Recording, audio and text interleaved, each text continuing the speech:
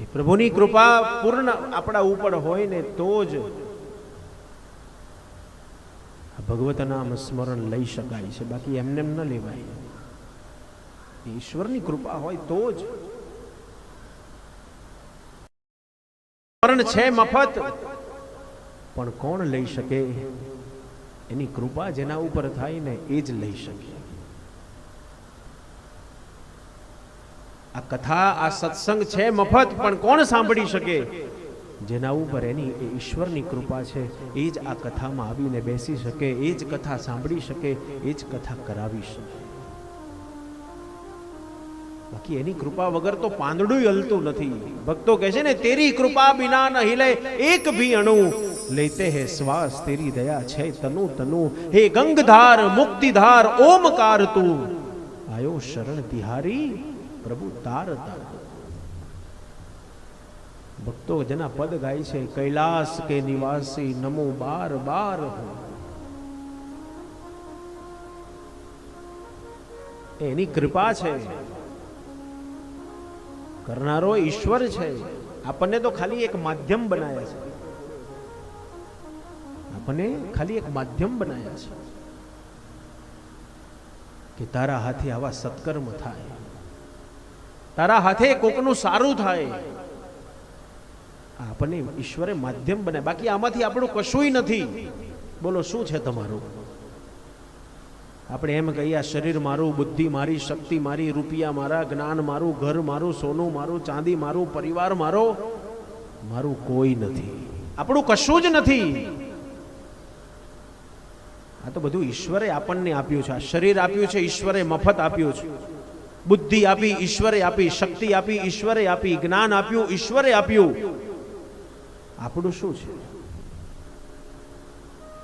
પંચ મહાભૂતોથી આ બનેલો આ શરીર, અગ્નિએ જેમાં ભાગ આપ્યો, વાયુએ ભાગ આપ્યો, પૃથ્વીએ ભાગ આપ્યો, જળે ભાગ આપ્યો, અગ્નિએ ભાગ આપ્યો.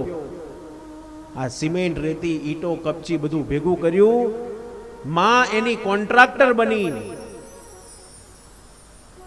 અને આ શરીર રૂપી મકાન તૈયાર કર્યું. અને શરીર રૂપી મકાનમાં રહેવા આવ્યો કોણ? આત્મા. આપણે જેને ભાડુઆત કહીએ છીએ ને, ભાડુઆત આવ્યો. એમ આ ભાડાનું મકાન છે. શરીર એટલે ભાડાનું મકાન છે ને, એમાં રહેવા આવ્યો આત્મા. એ એક દિવસ આત્મા આ શરીરને છોડીને બીજા શરીરમાં, ત્યાં છોડીને ત્રીજા શરીરમાં, એ છોડીને ચોથા શરીરમાં.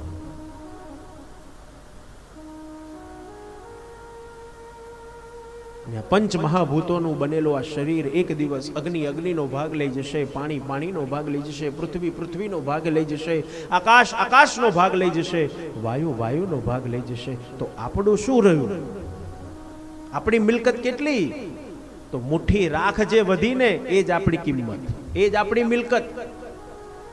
બાકી આપણું કશુંય નથી. પણ આપણે મારું મારું મારું મારું કહીને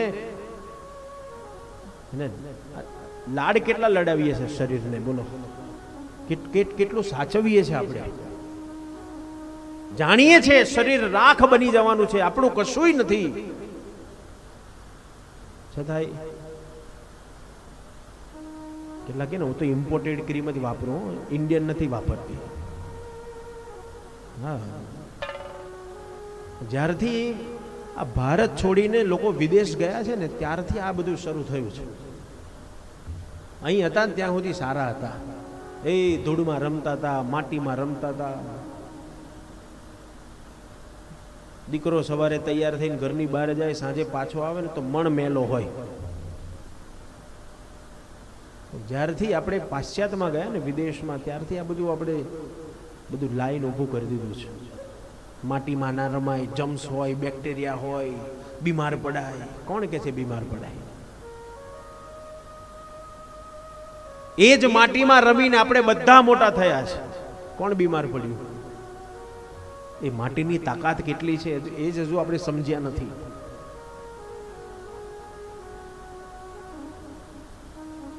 શરીરને મજબૂત બનાવે છે, બીમાર નથી પડત.